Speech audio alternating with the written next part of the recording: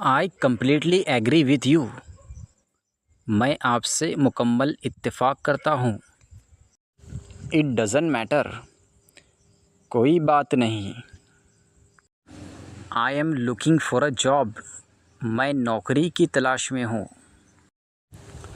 Could you repeat that please?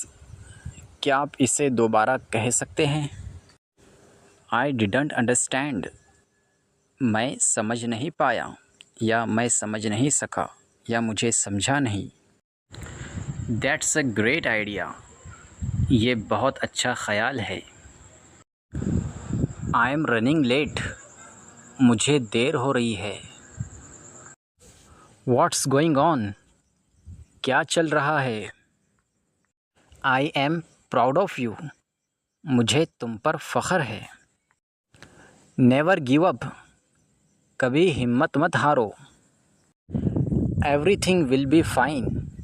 सब कुछ ठीक हो जाएगा। I appreciate your help. मैं आपकी मदद की कदर करता हूँ। Let's get started. आइए शुरू करते हैं। That's exactly what I mean. मेरा मतलब बिल्कुल यही है।